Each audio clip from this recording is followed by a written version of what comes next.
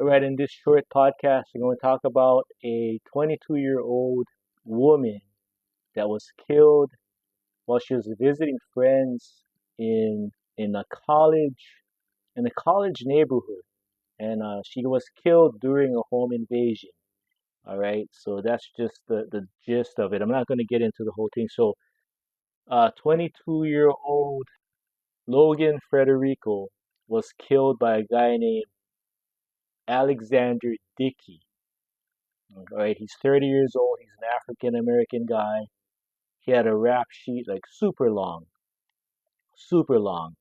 like more felonies than misdemeanors. I mean, just everything, every crime you can think of. And I'll just leave it at that. All right. Uh, so she, of course, was murdered. She's gone now. And the sad thing with this, I'll just give you like just a summary. And you've probably seen this already, but I'll just give you a summary. So, in May of this year, this is when the crime happened, the murder happened. And just like yesterday, I just seen the video. Today's the 30th, it's the last day of September. Logan's dad was, he appeared at a satellite hearing of the House Judiciary Committee on Oversight in Charlotte. So Steve Federico, Logan's father, slammed South Carolina's judicial system for systemic failures that allowed his daughter's alleged killer, 30-year-old Alexander Dickey, to commit the May murder after more than decade-long criminal history. After the May murder, after a more than a decade-long criminal history. Okay, so Dickey has Powering off. he's just a he's just a repeat criminal and a murderer. So what the dad was blaming the politicians who were like Democrats for allowing this guy to be just like your total professional recidivist that just always gets off to commit crime after crime, larceny, arson, now murder. I mean, I just been seeing so much of these things going on lately, and it's not even funny because it can happen anywhere. I mean, you got school shootings, mass shootings, and it's like never ending. So I feel for this guy, Stephen Federico, Logan's father. Logan is the 22-year-old woman that died, and she was an aspiring teacher. Okay, so she wanted to do good in the community, become a teacher and help kids out. So when he was at the hearing, you gotta watch the video. I can't put the video on here, but this is what he said in quotes. So it says right here, during an interview with Trey Gowdy on the Fox channel, Federico called for Dickey to receive the death penalty. This is what he said in quotes.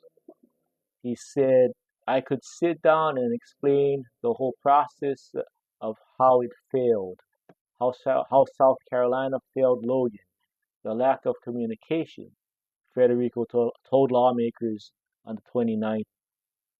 He says, "What you all did? You woke up a beast and you pissed off the wrong daddy.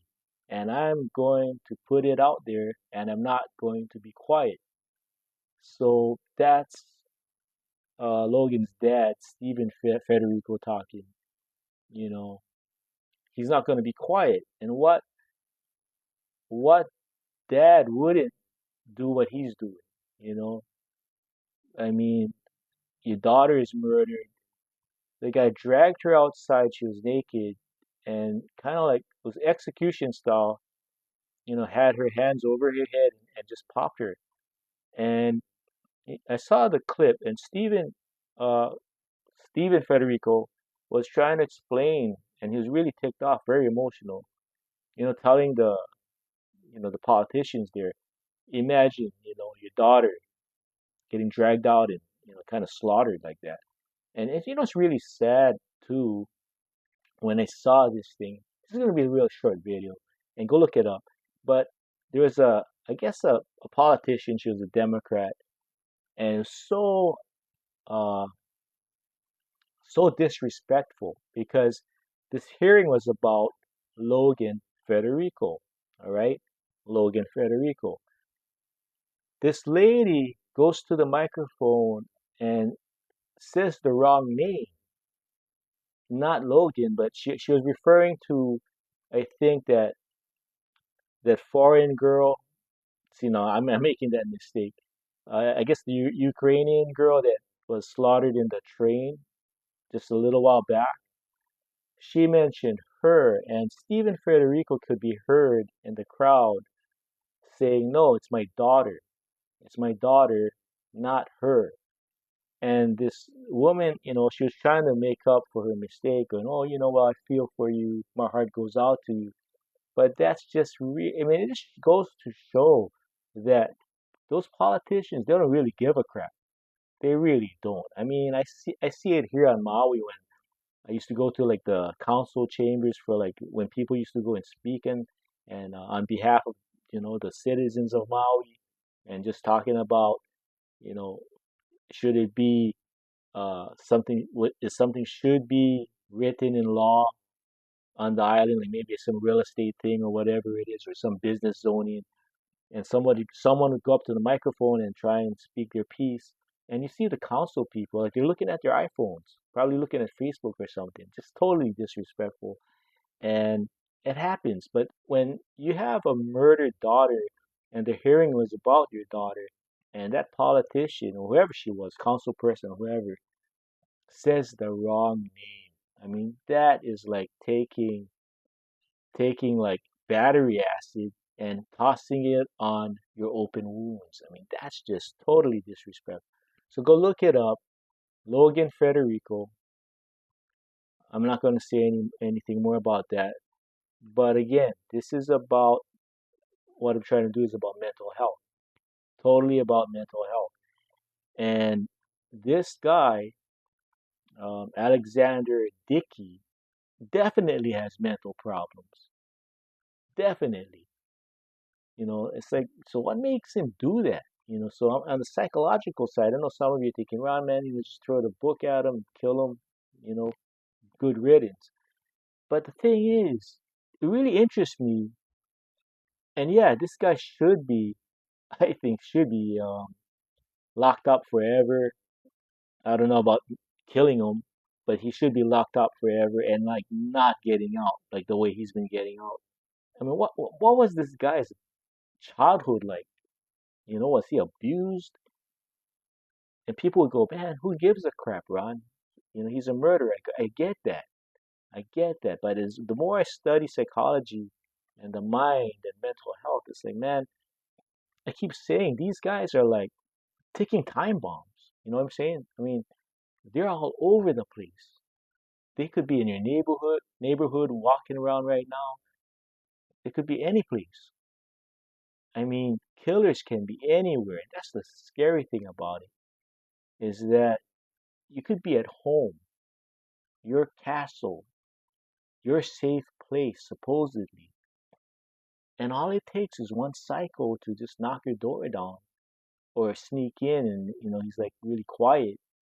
Or it could be a she, break, break a window, break a door down, or just jimmy it and come in quietly, or they know how to like get around the alarm system and just sneak in your room and just murder you or murder your loved one. And that is nuts, man. I lean more towards, the left. I'm more liberal, but I have common sense. Um, like this kind of stuff. It's like, no, man. Yeah, this guy he should be gone. He should be wiped off the face of the earth. To me, he's just a scum of the earth kind of guy, really. Alexander Dickey. And it doesn't matter what race you are. And he's an African American, but he could be Filipino like me. I would say the same thing. So that's just really bad when we have a judicial system that's like how it is now, where you just have just recidivists, in and out of prison, in and out of jail, correctional centers, just doing the same thing over and over again. And how many times have you watched the news or watched these true crime like documentaries, right?